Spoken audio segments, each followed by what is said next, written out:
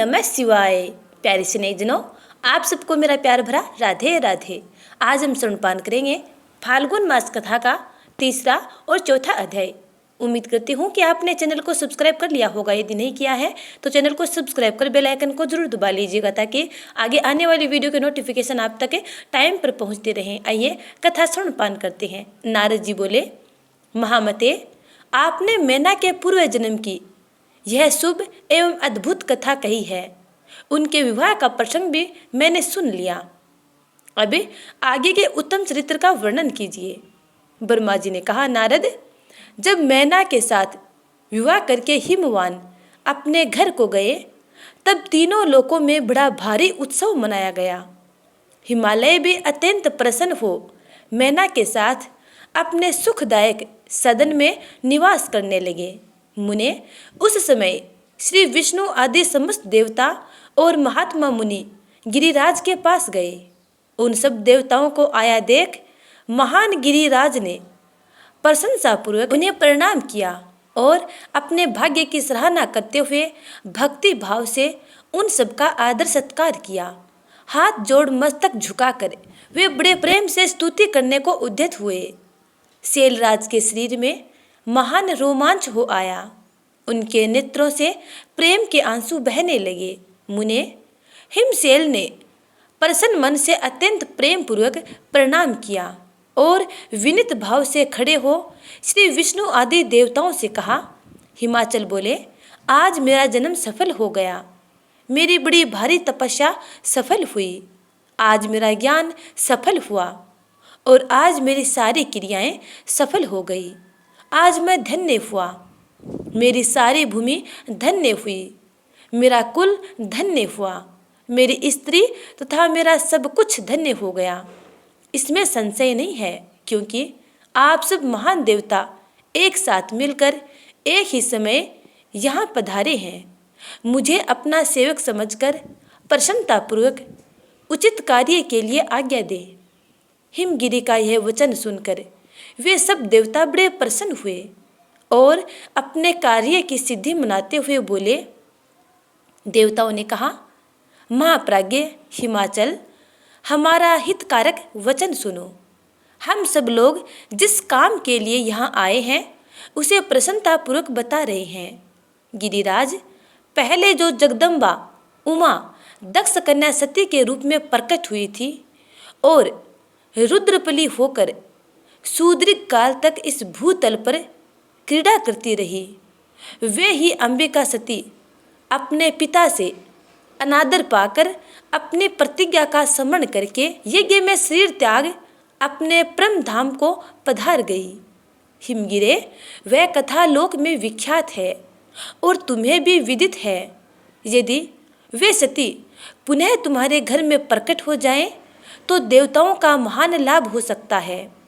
ब्रह्मा जी कहते हैं, श्री विष्णु आदि देवताओं की यह बात सुनकर गिरिराज हिमालय मन ही मन प्रसन्न हो आदर से झुक गए और बोले, प्रभु, ऐसा हो तो बड़े सौभाग्य की बात है। इसके बाद वे देवता उन्हें बड़े आदर से उमा को प्रसन्न करने की विधि बताकर स्वयं सदाशिवपली उमा की शरण में गए।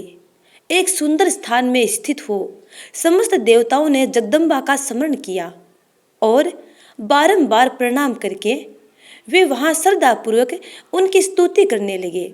देवता बोले, शिवलोक में निवास करने वाली देवी उमे, जगदम्बे, सदाशिवप्रिय, दुर्गे, महेश्वरी, हम आपको नमस्कार करते हैं। आप पावन शांत स्वरूप श्री शक्ति हैं, परम पावन पुष्टि हैं, अव्यक्त प्रकृति और महतत्व ये आपके ही रूप हैं। हम भक्ति पूर्वक आपको नमस्कार करते हैं। आप कल्याणमयी शिवा हैं। आपके हाथ भी कल्याणकारी हैं। आप शुद्ध, स्थूल, सूक्ष्म और सबका परम आश्रय हैं। अंतर्विद्या और सुविद्या से अत्यंत प्रसन्न रहने वाली आप देवी को हम प्रणाम करते हैं। आप श्रद्धा हैं, आप धृति हैं, आप श्री हैं और आप ही सब में व्याप्त रहने वाली देवी हैं। आप ही सूर्य की किरणें हैं और आप ही अपने प्रपंच को प्रकाशित करने वाली हैं। ब्रह्मांड रूप शरीर में और जगत के जीवों में रहकर जो ब्रह्मा से लेकर तृण पर्यंत संपूर्ण जगत की पुष्टि करती है, उन आदि देवी को हम नमस्कार करते हैं। आप ही वेद माता गायत्री हैं, आप ही सावित्री और सरस्वती हैं, आप ही संपूर्ण जगत के लिए वार्ता नामक वृत्ति हैं, और आप ही धर्म स्वरूपी वेद त्रयी हैं। आप ही संपूर्ण भूतों में निद्रा बनकर रहती हैं, उनकी क्षुधा और तृप्ति भी आप ही हैं। आप ही तृष्णा, कांति, छवि, तुष्टि और सदा संपूर्ण आनंद को देने वाली हैं। आप ही पुण्यकर्ताओं के यहाँ लक्ष्मी बनकर रहती हैं, और आप ही पापियों के घर सदा ज्येष्ठा यानी लक्ष्मी की बड़ी बहन दरिद्रता के रूप में वास करती हैं। आप ही संपूर्ण जगत की शांति हैं।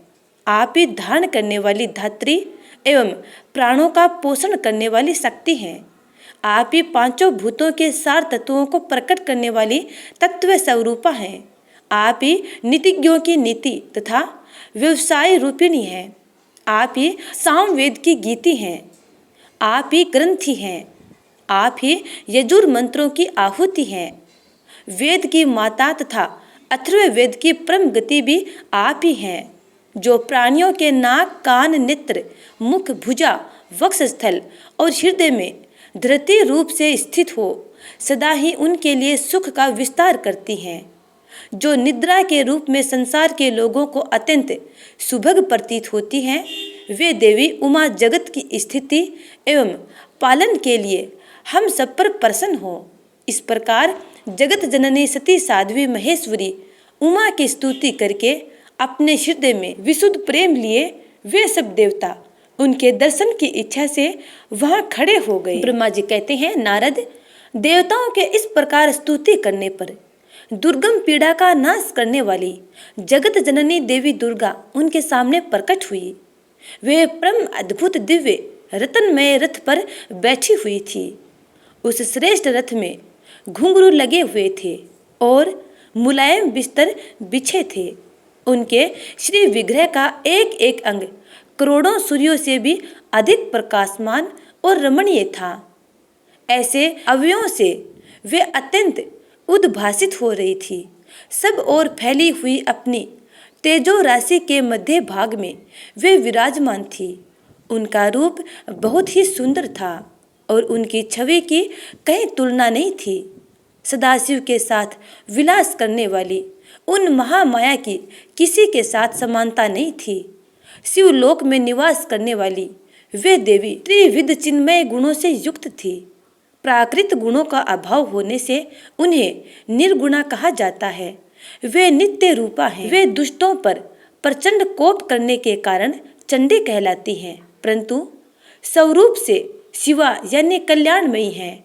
सबकी संपूर्ण पीड़ाओं का नाश करने वाली तथा संपूर्ण जगत की माता हैं।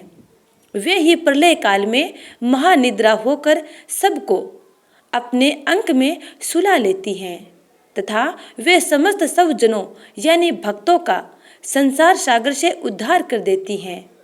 शिवा देवी की तेजो राशि के प्रभाव से देवता उन्हें अच्छी तरह देख न सके। तब उनके दर्शन की अभिलाषा से देवताओं ने फिर उनका स्तवन किया। तदंतर दर्शन की इच्छा रखने वाले विष्णु आदि सब देवता उन जगदम्बा की कृपा पाकर वहां उनका सुस्पष्ट दर्शन कर सके। इसके बाद देवता बोले, अंबिके, महादेवी, हम सदा आपके दास हैं। आप प्रसन्नतापूर्वक हमारा निवेदन सुने।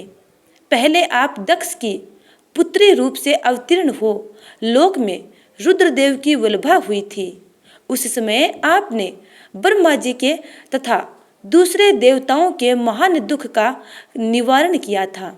तदंतर पिता से अनादर पाकर अपनी की हुई प्रतिज्ञा के अनुसार अपने शरीर को त्याग दिया और सौधाम में पधार आई। इससे भगवान हर को भी बड़ा दुख हुआ। महेश्वरी, आपके चले आने से देवताओं का कार्य पूरा न हुआ, अतः हम देवता और मुनि व्याकुल होकर आपकी शरण में आए हैं। महेशानी शिवे, आप देवताओं का मनोरथ पूर्ण करें। जिससे सनत कुमार का वचन सफल हो। देवी, आप भूतल पर अवतीर्ण हो, पुनः रुद्रदेव की पत्नी होइए और यथा योग्य ऐसी लीला कीजिए जिससे देवताओं को सुख प्राप्त हो। देवी, इससे कैलाश पर्वत पर निवास करने वाले रुद्रदेव भी सुखी होंगे। आप ऐसी कृपा करें जिससे सब सुखी हों और सबका सारा दुख नष्ट हो जाए। ब्रह्मा जी कहते हैं, नारद, ऐसा कहकर विष्णु आदि सब देवता प्रेम में मगन हो गए और भक्ति से विनम्र होकर चुपचाप खड़े रहे। देवताओं की यह स्तुति सुनकर शिवा देवी को भी बड़ी प्रसन्नता हुई। उसके हेतु का विचार करके अपने प्रभु शिव का स्मरण करती हुई भक्त वत्सला दयामयी उमा देवी उस समय विष्णु आदि देवताओं को संबोधित करके हंसकर बोली। उमा ने कहा, हे हरे, हे विधे और हे देवताओं तथा मुनियों, तुम सब लोग अपने मन से व्यथा को निकाल दो और मेरी बात सुनो। मैं तुम पर प्रसन्न हूँ, इसमें संशय नहीं है। सब लोग अपने अपने स्थान को जाओ और चिरकाल तक सुखी रहो। मैं अवतार ले मैना की पुत्री होकर उन्हें सुख दूंगी और रुद्रदेव की पत्नी होंगी। यह मेरा अत्यंत गुप्त मत है। भगवान शिव की लीला अद्भुत है, वह ज्ञानियों को भी मोह में डालने वाली है। देवताओं, उस यज्ञ में जाकर पिता के द्वारा अपने स्वामी का अनादर देख जब से मैंने दक्ष जनित शरीर को त्याग दिया है, तभी से वे मेरे स्वामी कालाग्नि रुद्रदेव तत्काल दिगंबर हो गए। वे मेरी ही चिंता में डूबे रहते हैं। उनके मन में यह विचार उठा करता है कि धर्म को जानने वाली सती मेरा रोष देखकर पिता के यज्ञ में गई और वहाँ मेरा अनादर देख मुझ में प्रेम होने के कारण उसने अपना शरीर त्याग दिया। यही सोचकर वे घर बार छोड़ अलौकिक वेश धारण करके योगी हो गए।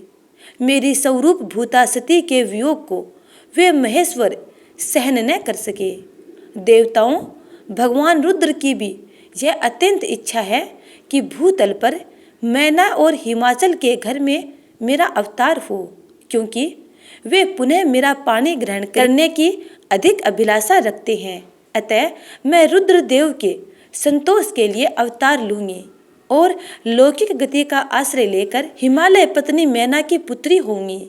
ब्रह्मा जी कहते हैं, नारद, ऐसा कहकर जगदम्बा शिवा उस समय समस्त देवताओं के देखते ही देखते अदृश्य हो गई और तुरंत अपने लोक में चली गई।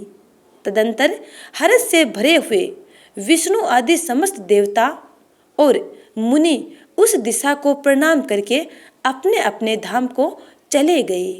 तो बोलिए ओम नमः शिवाय। तो प्यारे स्नेहितजनों, ये था फाल्गुन मास की कथा का तीसरा और चौथा अध्याय।